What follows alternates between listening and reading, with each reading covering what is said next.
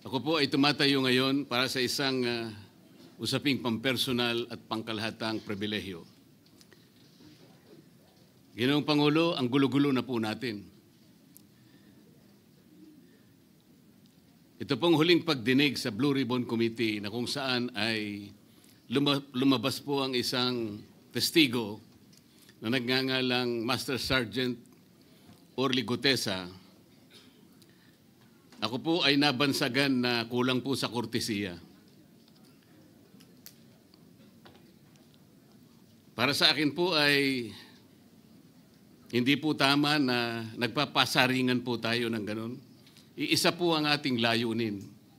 Hindi po tayo magkakalaban sa layunin na matuntun po natin ang pinaka-problema kung bakit nasadlag po ang ating bansa sa ganitong kalagayan. Hindi ko naman po kasalanan ako po'y hanapin ni Sergeant Gutesa. Hindi ko po siya kilala eh. Hindi ko po kasalanan kung ako po ang hinanap niya at hindi iba. Nung pong makita ko po yung kanyang salaysay, ang sabi ko lamang po sa kanya ay, kung malakas ang loob mo talaga at naniniwala kang dapat mong gawin ito para sa iyong bansa, dalawa lang ang pwede mong gawin para sa akin. Ipanotaryo mo yan, at kung malakas ang loob mo, bukas ng umaga bago mag-alas 9, kailangan nandun ka na sa Senado. Alam po yung notaryo, para sa akin lang po yun eh. Gusto ko lamang siyang testingin kung talagang totoo nga ang kanyang mga gustong banggitin. Ang pinakamahalaga po ay haharap siya, tatayo, at susumpa sa kalagitnaan ng pagdinig. At doon ay pakikinggan natin. At doon ay sama-sama natin siyang i-interpolate. Tatanungin. Nakita naman po ninyo kung paano niya sinasagot ang bawat tanong. Walang pag-aalinlangan. Siya lamang po ang natatangi na testigo na kumonekta sa pangalan ni Saldico at Martin Romualdez. Wala nang iba. Ngayon po siya ay naharap sa napakaraming pasaring din. Bakit po ako ay walang kortesiya? Hindi po ba ako ay humingi ng panahon sapagkat hindi ko naman po alam kung talagang darating siya nung araw na yon, kaya hindi na po ako nagsabi. Gusto ko talagang paniwala ang darating siya. Dumating nga po siya, kaya ko siya inilabas. Pero kung pag-uusapan po ay kortesiya, balikan po natin ang mga nangyari. Nung ako po ay chairman pa ng Blue Ribbon Committee, nagkaroon po ng pagdinig. Unang pagdinig ay August 19, 2025. Isang araw bago po nagkaroon ng pagdinig ang Blue Ribbon Committee, ang ating pong kasama, si Senator Lacson, ay nagkaroon po ng posting. Sa Twitter po yata ito, hindi po ako sanay dito eh. Babasahin ko po, August 20, 2025. The Senate Blue Ribbon Committee hearing yesterday is akin to the cart going ahead of the horse. Had the cart waited one day, it would not have missed the details of the truth about the many substandard ghost projects and more that will be exposed in my privileged speech today.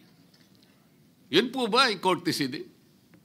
Sa akin pong palagay, hindi dapat po nagkaroon ng ganitong pagpapasaring. Alam ko po ba kung sino-sino ang tatayo para mag-deliver ng privilege speech? Matagal ko na pong sinabi noon kung kailan po ang pagdinig. Wala po akong itinago. Ngunit kung sasabihin na kung naghintay kami ng isang araw, ay mas marami pa sanang mga detalye at katotohanan ang naihayag. Hindi po ba sinabi ko sa inyo noon, mismong Pangulo ng Republika ng Pilipinas ang nagbigay sa akin ng USB na nandun po lahat ang mga proyektong pinaghihinala na ghost projects. Ayaw ko lamang pong ilabas ng isa-isa sapagkat sa aking pagkakaalam noon, Ginoong Pangulo, mali din po yung binigay na mga coordinate sapagkat ang pinagbasihan nila yung MYPS, hindi yung PCMA, na palagi ko pong binabanggit. Sa mga kapatid, kahit na po yung mga binanggit na projects ng ating kasama, salig po sa mga maling coordination. At saka konti lang, pinili lang. Nagkataon lang po maganda nga talagang pagkakapresent sapagkat kulang na lang po yung cinematography at saka screenplay. Kung meron pa lang sanang sound effects, baka nandun yun. Huwag po sanang ganun magpasaringan tayo. Iisa po ang layunin natin dito. Yung matukoy natin kung sino ang merong utak dito. Na ngayon po ay unti-unti na pong naihayag. Sino bang natatakot kay Martin Romualdez? Marami po siguro dito sa kapulungan ito. Pero hindi ako natatakot kay Martin Romualdez.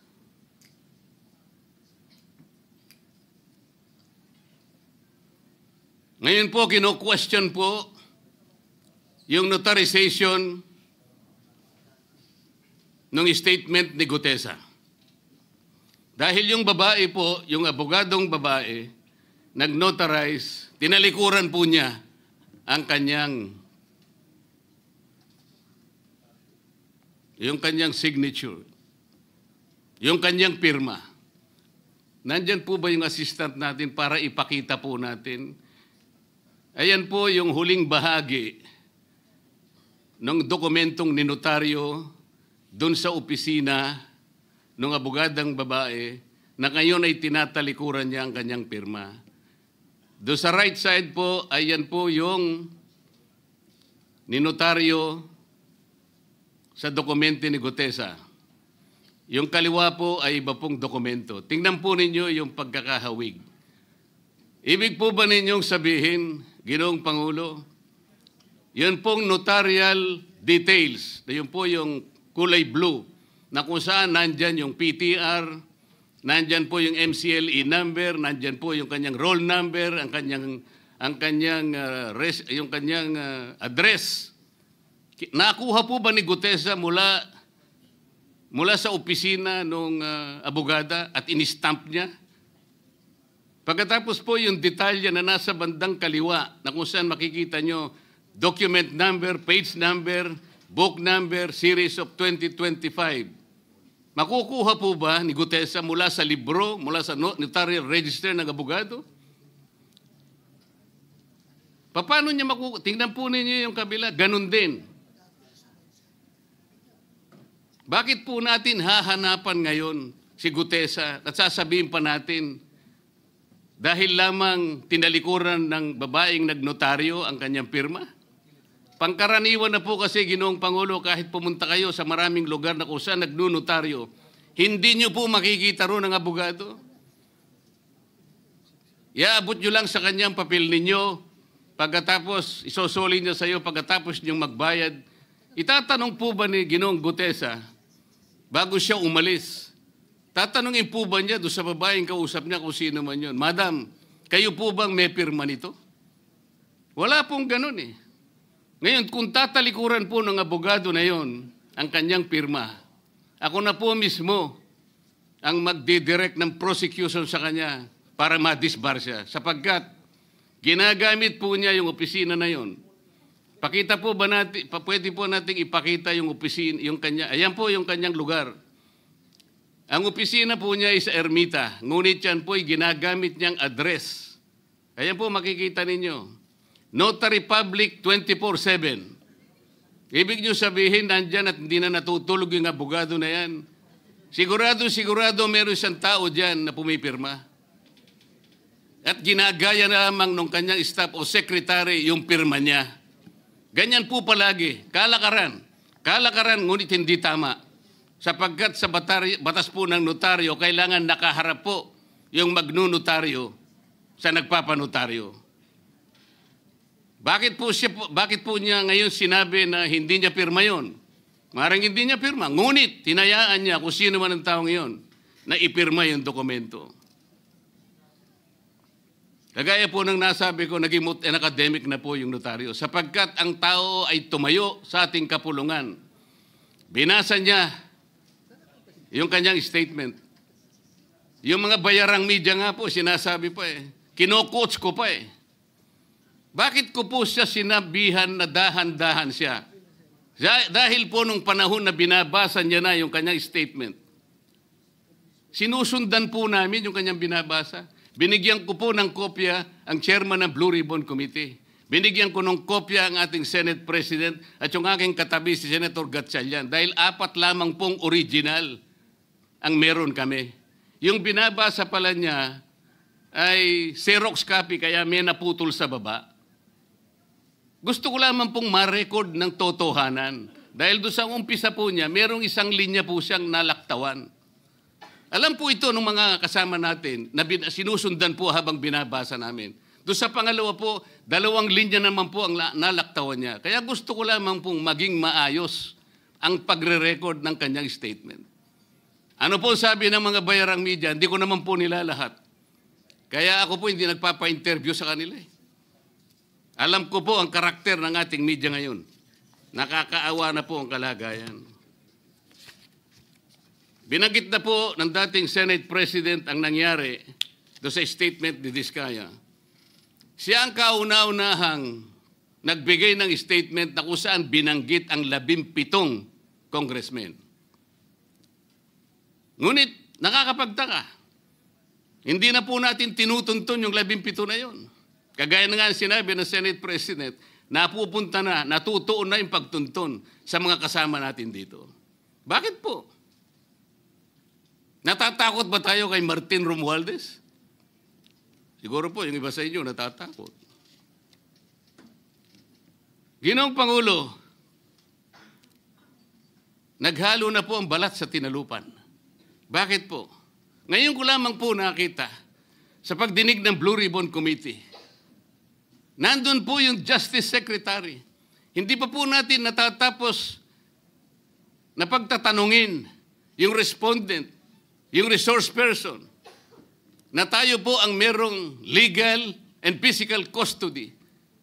Hindi ko maintindihan kung bakit dadalhin niya sa kanyang opisina at pagbalik niya, meron na siyang supplemental affidavit. Ano po ba itong nangyayari sa atin?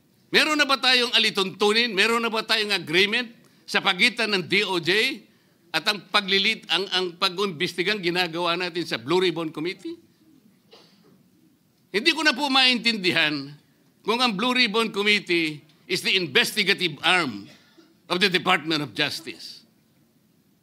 Ang sabi ko po nung nasa ikalimang pagdinig pa lang tayo, sapagkat nakikita ko na po ito, kaya po naghangad pa ako sa ating chairman noon na sana'y paraanin niya ako, meron lang akong gustong isang guni muna at pag-usapan sana muna.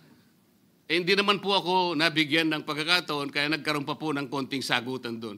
Ito po yung gusto ko sanang ayusin muna, pag-usapan muna natin. Lalong-lalo na po ang kaugnayan natin sa bagong tatag na ICI, Independent Commission on Infrastructure.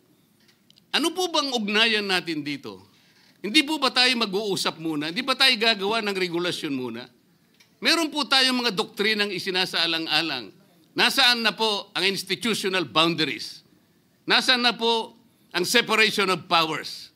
Nasaan na po ang system of checks and balances? Di ba natin isasaalang-alang ito? Dadalawang tao lamang po ba ang mamamagitan sa pagitan ng mga institusyon na ito? At mawawala na po kami sa picture? Are we supposed to be kept in the dark, Mr. President? Yung po, kung mo ba sinabi ng ICI na isa sa kanilang mga poder, kapag ka nag-request po sila, makakakuha sila ng impormasyon sa House of Representatives, sa Senate, sa Korte, sa Sandigang Bayan, at kahit sinong otoridad. Ibig ba sabihin wala na tayong opsyon na tumanggi? Kailangan po natin pag-usapan muna yun. Ang nangyayari po sabog-sabog na po . Baka nga yun ang isang dahilan kung bakit nag-resign po yung advisor na si Mayor Magalong ng Baguio. Yung pong mga pasaring, ito po yung nakakapagbigay sa atin ng hindi naman kailangang pag-aaway-away o pag-aalitan. Hindi po maganda sa ating panig ito. Tingnan lamang po natin yung interview sa DCMM ng ating kasamahan, chairman ng Blue Ribbon Committee, ng mga host ay si Victoria Tulad at si Christian Yosores noong September 28, 2025. Ang tanong po nila, ilang hearings pa ang nakikita ninyong gagawin ninyo? Ang sagot po ng ating kasama, Senator Lacson, yun ang hindi ko pa masabi. Dahil kung may bagong lumalabas na mga testigo at masustansya yung sasabihin, meron pang mga kakulangan na dapat na mapunuan, magtawag tayo ng pagdinig. Tama naman po yun. Pero ito pong pangalawang saknong, ang sabi po, pero kung paulit-ulit lang at masa-sidetrack o kaya palihis yung direksyon ng inquiry, yun ang i-assess namin kasi medyo lumihis na. Ano po yung lumihis? September 28, dito lumabas si Master Sergeant Orly Gutesa. Lumihis po ba o dumiretso? Mula kay Saldico, ikinonekta po niya kay Martin Romualdez. Sa akin palagay, dumiretso po, hindi tayo lumihis eh. Pagkatapos tinanong pa po, do you think po, coach po si Gutesa? At iba pong observation, baka si Senator Rodante Marcoleta dahil parang sinabihan siya nung nagbabasa siya. O nalimutan mo, balikan mo itong paragraph na ito. Naipaliwanag ko na po kung bakit ko lamang sa sinansala at sinabi kong balikan mo sapagkat meron nga po siyang nalalaktawan base po sa sinusundan namin na binabasa niya na dokumento. Ang sagot po ni Senator Lacson, medyo natawa pa nga siya, kayo nang humusga sa lahat ng yan, tayo nag-viral na. Siguro, ang sasabihin ko na lang, yung hula nyo, yun ang hula ko. O hula ko, hula nyo. Parang, your guess is as good as mine. Hindi po maganda yung inference eh. Parang ang lumilitaw, kinots ko eh. Bilang isang abogado, magmula po nung ako'y maging abogado, inisip hindi ko po ginawa yung mga bagay na ito. Kumisan nga ako eh. Hindi na abogado, sila pa yung nagsasabi eh. Katulad po ni Saldico. Ang sabi ko lang naman po eh, matunog na yung pangalan niya. Napakaraming sources na nagsasabi, kumukonekta kay Saldico, pwede ba natin siyang imbitahin? Ang sabi po, hindi na raw siya imbitahin because of interparliamentary courtesy. Ang sabi ko po, ang interparliamentary courtesy hindi po nalalabag kung iimbitahin lang siya. Halimbawa, invitation letter lang. Nagawa ko po yun kay Congressman Toby Chanco. Voluntaryo po yun eh. Kung darating siya, salamat. Kung hindi siya darating, okay lang. Ngunit, ang pinag-uusapan natin ay problemang kasangkot na po ang kinabukasan ng ating bansa. Sasabihin ba natin interparliamentary courtesy? Nakikinig po ang buong bayan. Tatakpan po ba natin ang dahil sa interparliamentary courtesy? Nakasulat po ba sa bato yun? Absolute po ba yun? Yun po yung aking ikinasasama ng loob eh. Hindi po tayo dapat mag-away-away. Iisa po ang ating layunin. Ang ating bansa ang pinaka-importante sa ating lahat. Bakit po kinakailangang ilihis natin? Bakit po tayo gagawa ng paraan para pagtakpan po natin ang hindi dapat pagtakpan? Ginoong Pangulo, ngayon po'y masasabi ko, si Master Sergeant Orly Gutesa ay mas credible pa po kaysa sa marami sa atin dito sa kapulungan ito. Si Master Sergeant Orly Gutesa, mas matapang kaysa sa mas marami dito sa ating kapulungan. Maraming salamat po, Ginoong Pangulo.